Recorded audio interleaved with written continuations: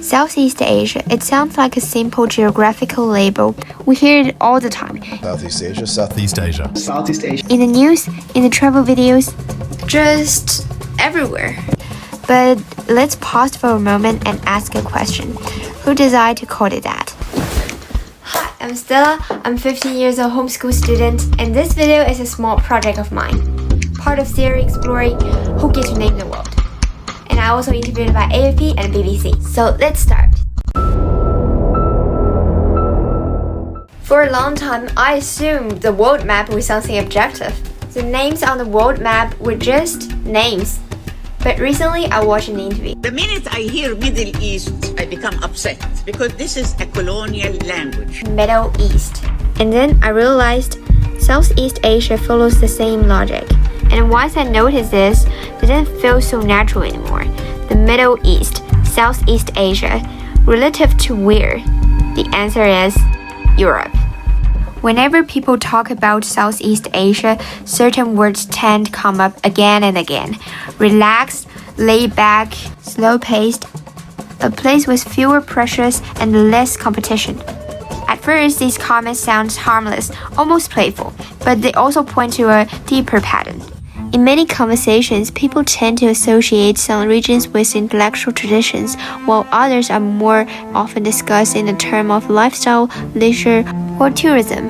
And Southeast Asia is often placed in the second category in these kinds of discussions. I've been to Thailand 3 times. Most recently, I spent about 2 weeks there. Well, to be honest, during my first 2 visits, I carried many of these assumptions with me. But as I started reading more about the history behind these ideas, I came across something interesting. In the 18th century, some European thinkers debated whether climate might influence civilization. For example, Montesquieu argued in the spirit of the laws and the climate could shape human character. In his framework, not mine, cold climates are often associated with energy and a certain social structure, while warm climates were linked to the different patterns of behavior. From today's perspective, this comes across as a clear stereotype about different cultures, but at the time it was widely accepted. And later, many colonial narratives drew on similar assumptions. In Orientalism, Edward Said argued that the Orient was not simply a place, it was something constructed through language.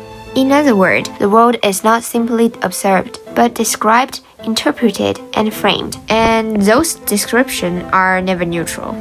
In colonial writings, people in Southeast Asia and Philippines were often described as lazy, undisciplined, or rational. Later, the Malaysian scholar Syed Hussein Alatas examined this in his book, The Method of Lazy Native. He argued that this image was not an objective observation, it was part of a narrative.